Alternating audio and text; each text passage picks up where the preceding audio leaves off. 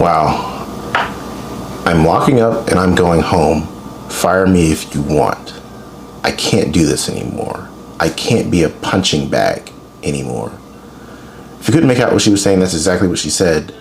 And those words really resonate with me as a pharmacist because, listen, I've been there. It's a tough field, and if you don't know how to stand your ground as a pharmacist, you can very easily end up in that same position. So that's why this video is going to be 5 ways to stand your ground as a pharmacist. Stay tuned to find out how.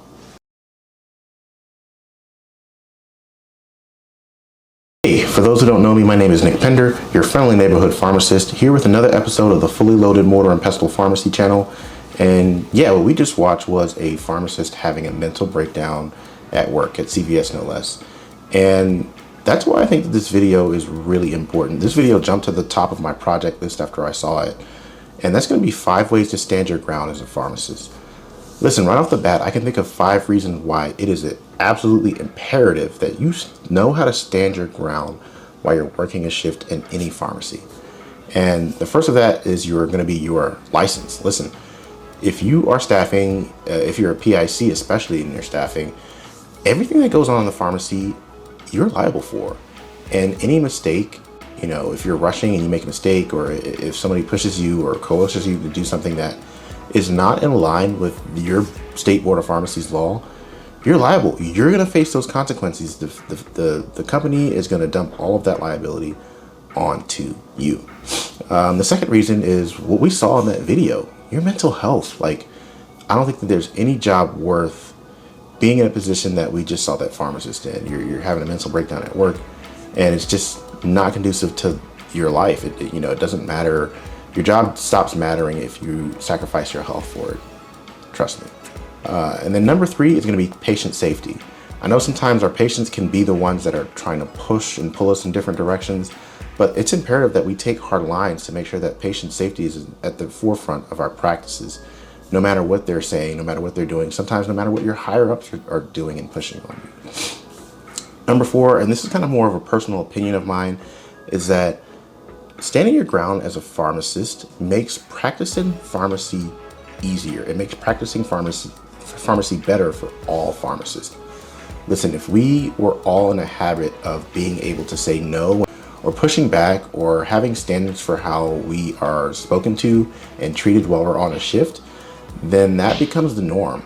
Unfortunately, now I feel like the norm is that we are, much like the pharmacist in that video was saying, we're kind of punching bags. And my 5th and final reason is, once again, kind of more of an opinion of mine, but when you're on a shift and your staff knows that you will take a hard line and stand up for what is right, it changes the workplace dynamic and it puts you at the center of it in a positive way. So absolutely, if your techs are over there struggling with a super rude customer and you go over there and you lay out standards for how your customers are going to speak to you and your staff, that technician is going to feel safe with you. They're going to love you. They're going to always want to work and do more for you as a pharmacist. And trust me, it is hard to be a pharmacist without good techs. So those are the reasons. Let's get into the 5 ways to stand your ground professionally as a pharmacist. All right, tactic number 1. This is going to be the easiest one and perhaps, maybe the most important. And it's going to be knowing your company's policies and procedures for handling difficult situations. A lot of times they kind of go over this type of stuff when you just first get hired and we kind of forget about it. But it's important to go back and know how your company expects you to handle these types of things. Because listen, standing your ground is all well and good, but we need to do this in a way that is A, professional, and B, in a way that doesn't get us fired. This is not what this video is about. This is not about going out in the blaze of glory. This is about how to actually manage these situations and keep your job and still be a model employee, okay? So knowing what your company expects you to do is very important. Now, listen, I get it. The company's policies and procedures a lot of times for situations like this are very vague. They're going to kind of give you something super cookie cutter that's not really going to probably help in most of these situations. But as we go through the list, you'll understand that this is an important first step to take as we start to layer on other things to do, because this is going to be the step that keeps you in the quote unquote in the right.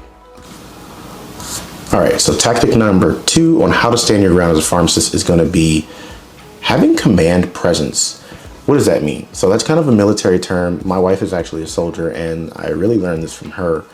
They have a term that they use for their officers, which is you need to display quote unquote command presence. And all that means is the aura of authority. And that goes from everything to like how you dress, how you speak to people, the way you walk and move. And in pharmacy, I think that we could take that and apply that to being a pharmacist, right? Like everything from don't, come to work with a disheveled look or kind of look like you're hiding when things start to go south or people start to act, in an erratic way. Be the one that, directs your eyes directly to that event and walk over there and make your presence known and let people kind of know that when things start to go south in my pharmacy, I'm going to handle it. And we're going to address this right now. We're going to address this in a professional way, and we're going to move forward. So another part of command presence is going to be how do you speak? And that's going to be kind of switching your language from asking someone to doing something to informing someone what they need to do. All right. So for example, you have someone in your window and they're getting a little bit too close. The patients behind them are getting a little too close, and the conversation is really no longer private. And so there's kind of 2 ways you can say that. You can ask, you can kind of say, oh, I'm sorry, could you please back up because I'm counseling on a private matter and we're not allowed to, have HIPAA violations, versus I need you to back up because right now we're in violation of our HIPAA policies because you can hear this conversation that I'm having with this other patient. You see how one is a question and the other one is a directive. And so when we're in the pharmacy and we're pharmacists and we're staffing, then we give directives. And so it's very important that when we're speaking to our customers that we are giving directives, okay? And then the third one is going to be like standing your ground. So once you make a directive, you need to stick by it. And the only thing that needs to happen after that is an escalation, right? So let's say back to that same scenario with a customer kind of being in the way or being in the space of another customer. Once you tell them that they need to back up, after that, there needs to be an escalation. Stick to what you said and tell them, listen, if you can't back up, then I need to call security or I need to do something to get you to back up, right? Like, don't go back on that. That's how we practice pharmacy. That's what's safe. That's what's best for your patients. And that's what's ultimately actually best for the company. Because if they find out that something like that happens and the patient who had their privacy violated launches a complaint, guess who's going to eat the complaint for it? It's going to be you for not managing that situation, unfortunately. All right, so all that being said, yep, command presence is important, but let's move on to the next way to stand your ground. All right, number 3 is super important.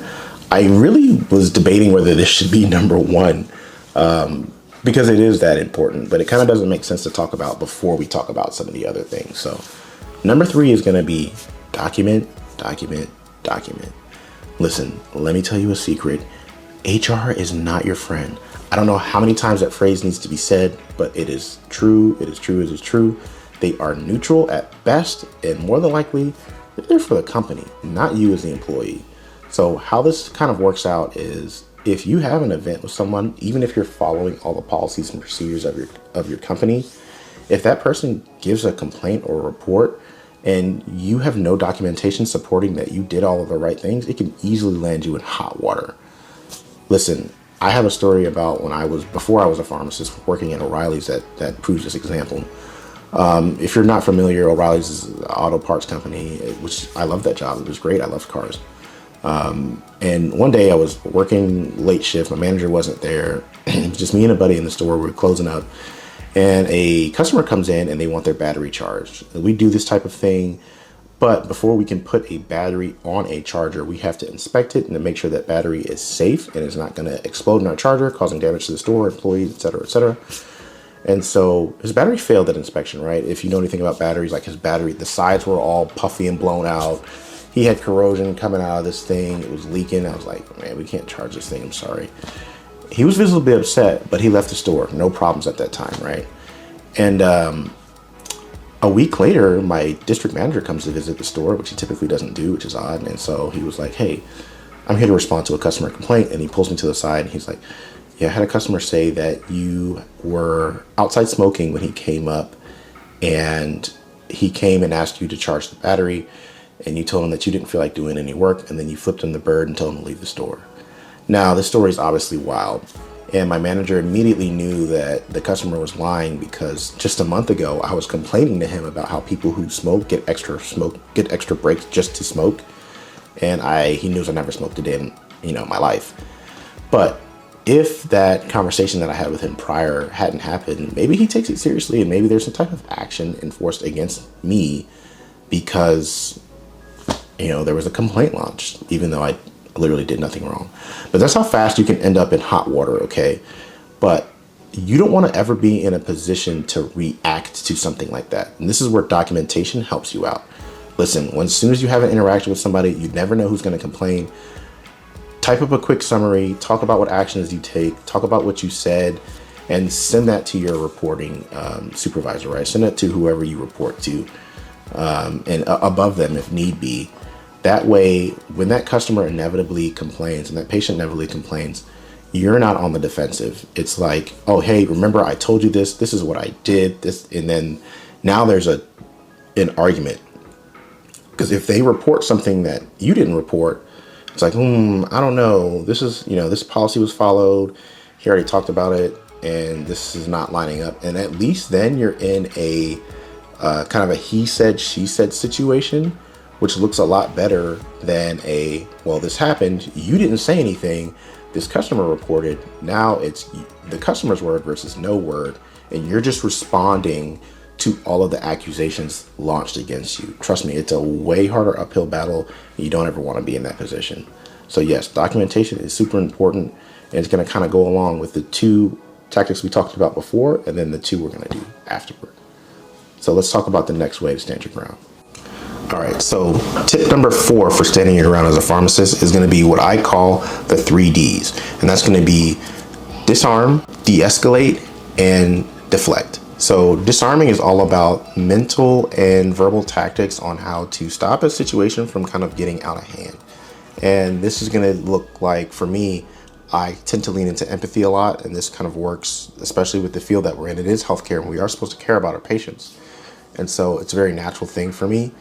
Like when I see a, mom come up and she's got 2 kids with her, and one of them is leaking snot and the other one's not, but that kid's going to be sick in like two days. She's here to pick up her antibiotic, and she's upset that it's not ready yet because her doctor probably told her by the time she gets to the pharmacy, they'll have it ready. They do that. So for me, it's really easy to just be like, oh man, I'm sorry. I see your kid is sick. I hate when my kid is sick. I have to take him out of daycare and da. Sometimes I miss work, blah, blah, it sucks. And give me just a second and I will get this ready for you. I'm so sorry about that. So just doing something like that, where you can kind of see that there's an easy way to empathize with this patient. A lot of times, not only will that diffuse the situation, but that will take that customer from a negative interaction on that day to somebody who keeps coming back to your pharmacy that you continue to have positive interactions with, because they're going to remember, hey, on my worst day, I wasn't, behaving the best. And this person still empathized with my plight and got me what I needed. Now that works for some people, but a lot of times it also is not going to work. So the next one is going to be deflecting, right? And so this is essentially it's really similar to using empathy and disarming someone, but it's kind of like you're getting the customer to point their guns in a different direction. So let's say somebody comes up and they're like, oh man, they're getting upset with you. They're getting irate because the cost of their medication went up or their copay went up. And so what you basically can do is say, oh my God, that sucks. I really empathize with you. These drug prices are out of control. I wish I could give this to you for $5 or whatever it is they're complaining about. And but basically letting them know, like, I have no power over that. I actually agree with you. I wish drug prices were or lower, and that kind of puts you on the patient's side and has them deflect their frustrations at a person or a system that is actually the root cause of their problem. But really similar to empathy. And the third one is just going to be whatever you can do to de-escalate, right? Because keep in mind, we're doing this video, these tips, they're not about kind of like, meeting the energy of your customer. It's more about, this is how you get through these situations while maintaining your job, right? And maintaining your license. So we never want to cross that line from defending ourselves, deflecting, and managing a situation into launching an equal and opposite attack or offense to a customer or a coworker or anything like that. Because I'll tell you, as soon as you cross that line, and trust me, I've been in situations where I've done that and it doesn't end well, I promise you. Once you cross that line, you are no longer defendable by the company, right? You're no longer defendable. You putting yourself in a situation to have some type of negative action taken against you. And listen, I get it. All of these things sound great, and in practice, they're not always going to work all the time. So with that being said, let's get into tip number 5. Okay, number 5 is an important one, and this is the one that kind of prevents you from losing your mind in a pharmacy, all right? Tip number 5 is have zero tolerance rules. This is the thing that you say, all right, if this ever happens, this is not negotiable. I'm not trying to de-escalate, to disarm you. You have raised things to a level that I need to address right now. I need to address immediately. And I'm taking a hard line right now in the sand, standing my ground. You're gonna have to develop your own zero tolerance things, like the things that you feel like you just are not gonna tolerate at work. And I would say that you should develop this outside of like your company policies, because sometimes they're not always going to align, and you kind of have to have your own moral code. Because if your company expects you to put up with things that are not in alignment with your own sense of self, then that's how you end up like that pharmacist in the video, kind of being somebody's punching bag. And quite frankly, I don't think that any job is worth that. So for me, my 3 zero tolerance things are going to be: 1, physical threats of physical abuse or physical abuse. Listen, if you come into a pharmacy and threaten me or my staff anywhere that I'm working, you're done. I am calling security. I'm getting you out of there. I'm asking you to leave. If you don't leave, I'm either going to call security or I'm going to call the police themselves. And we're handling this issue right now. I don't take that lightly. No job is worth being physically threatened for. They don't pay us enough for that, pharmacists or technicians, and they don't, it's not in our job description to be physically assaulted or threatened while we're at work. Sorry, I'm just not dealing with it. Number 2 is going to be any racism. This is obviously a personal one for me. Like, you're not going to come into a place where I work and hurl racial slurs at me or any of the technicians that I work with, or another customer for that matter, and think that I'm still going to serve you. No, I am asking you to leave. I'm getting you out of there. I am gonna either call security once again or the police after I ask you to leave. That's one of those things I definitely take a hard line on. And the third and final one for me is going to be any form of sexual harassment, abuse, right? So if you come into my pharmacy and I see you, sexually harassing any of my staff or anyone, any of my other customers, that's once again, hard line. You're done. Get out of my pharmacy. And I'm going to call who I need to call to make sure that you actually do leave if you're not listening at that point. And this is just about, once again, not ending up like the pharmacist in that video, because I'm not the one that's leaving this pharmacy, right? This is what this is about. It's like, I'm standing my ground. You're going to leave. Like, if you're being inappropriate, I can't get you to calm down. I can't get you to follow the rules that this pharmacy, this practice is governed by. Then you have to go. And having those zero tolerance rules and knowing what to do when that line is crossed is going to be crucial for maintaining your sanity. Let's wrap this up. There are plenty of reasons why it's super important to stand your ground as a pharmacist. Your license depends on it. Patient safety depends on it. Your mental health depends on it. The profession at large kind of depends on it, as well as your workplace is going to benefit if you are the type of person to stand your ground against some of the foolishness that walks into your pharmacy, okay?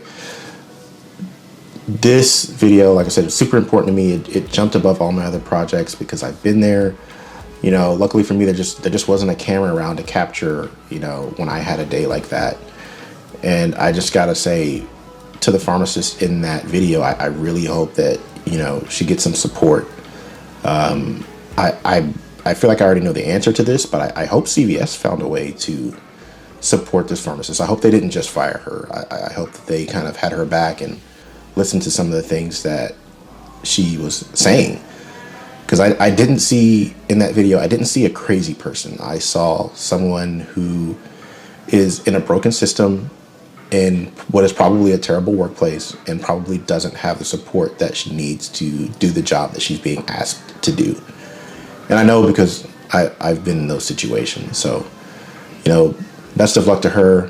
And another thing to think about, if you're ever in a situation like that and you're not getting support, it may be time. Like it may be time to evaluate your workplace. Like if you're doing the steps that we talked about and you're not getting positive responses from your management or your company, and they're not addressing why these things are happening at large, it may be time for you to look at changing companies. It may be time for you to look at changing areas of work.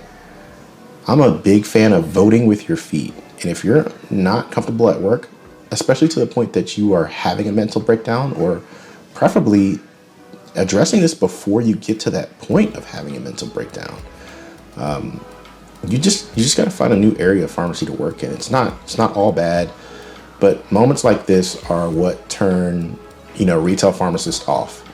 I think, you know, in the comments, I'm sure, you know, chime in if you've had a similar experience and how you handled it. But I imagine that this is how you take somebody who cares about people and loves what they do and turns them completely off. It jades them out. She's gonna sit in this pharmacy now. She continues to do retail, and she's probably gonna be like, you know what? Screw the customer, screw this company. I don't care. I'm just gonna be here. I'm gonna get my check and I'm gonna go home. I really don't care what happens to anybody in this system.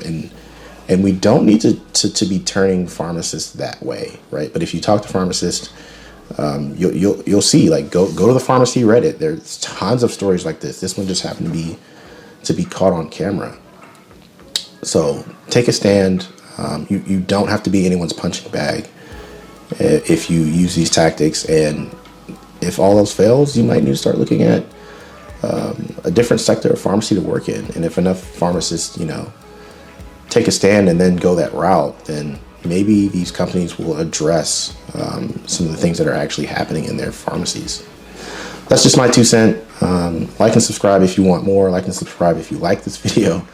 And drop a line in the comments. Tell me about a time that you faced something like this at work, be it in a pharmacy or not.